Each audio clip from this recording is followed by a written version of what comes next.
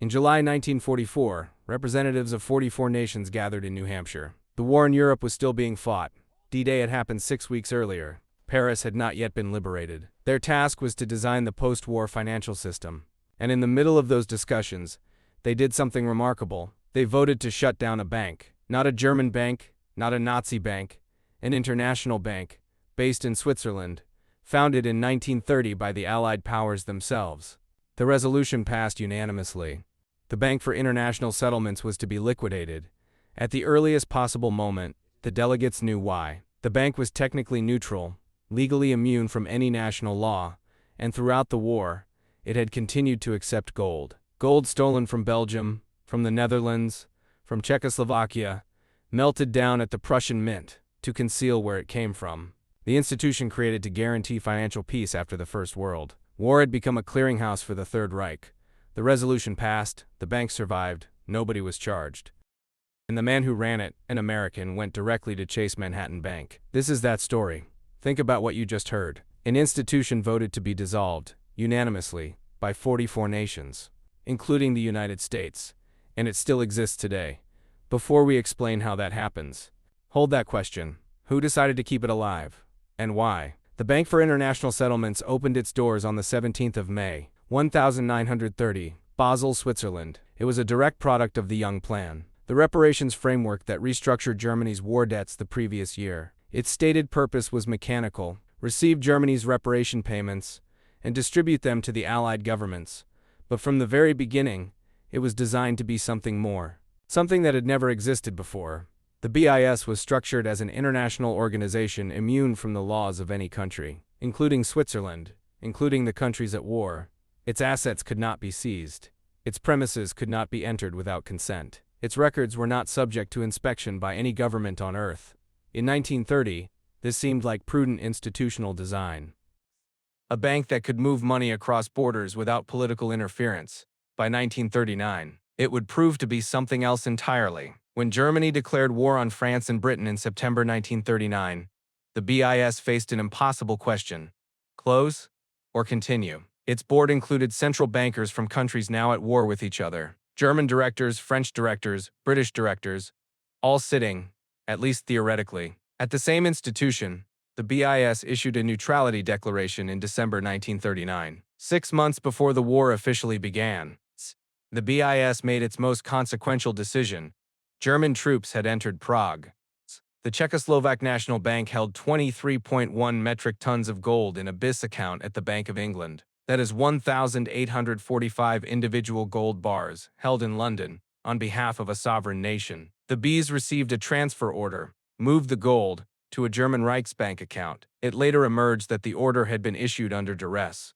German troops had occupied Prague days earlier. The government of Czechoslovakia no longer existed as a sovereign entity. The BIS honored the order anyway. 23 tons of Czechoslovak national gold went to Berlin. Before the first shot of the official war had been fired, pause here, because what just happened matters. A bank in neutral Switzerland moved national gold for an occupying army, before any formal declaration, before the war officially began. The question is not complicated: who gave the order, who honored it, and who benefited? Here is what the standard account leaves out. The man who ran the Bank for International Settlements from 1940 to 1946 was an American. His name was Thomas Harrington McKittrick, from Boston, Harvard-educated, a former banking partner. McKittrick was an interesting choice. The United States had not yet entered the war when he was appointed. His citizenship made him acceptable to both sides. Or so the official explanation went. On McKittrick's watch, the BIS accepted looted Nazi gold. It conducted foreign exchange transactions with the Reichsbank. It processed payments from German-controlled territories throughout occupied Europe. It continued operations as though the war were a logistical inconvenience rather than a moral catastrophe. Emil Pohl was the vice president of the Reichsbank and a BIS director. He once described the BIS to his colleagues as the Reichsbank's only real foreign branch.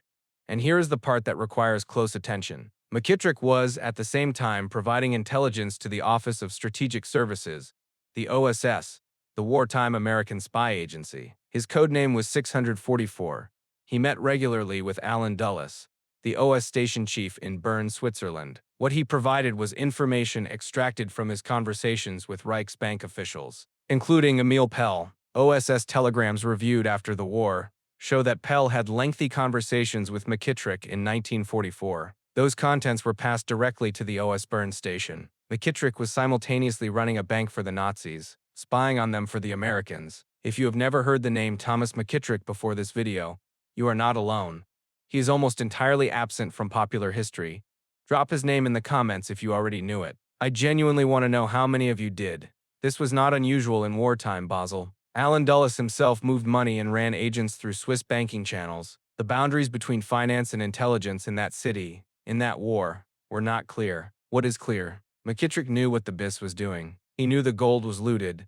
The fact that 3.7 tons came from Belgium and the Netherlands did not surprise him.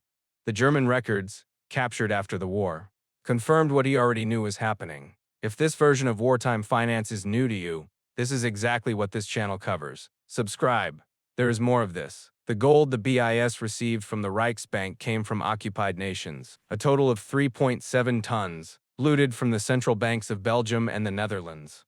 Transported to the Prussian Mint in Berlin, remelted, the original markings removed, new bars cast with German certification stamps, and delivered to the BIS as routine payment of Reichsbank obligations. BIS accepted it because technically, it looked like gold.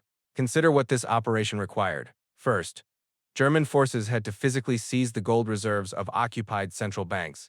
Belgium's gold, the Netherlands' gold, transported under armed guard to Berlin. Then, the gold had to be remelted to destroy the identification markings.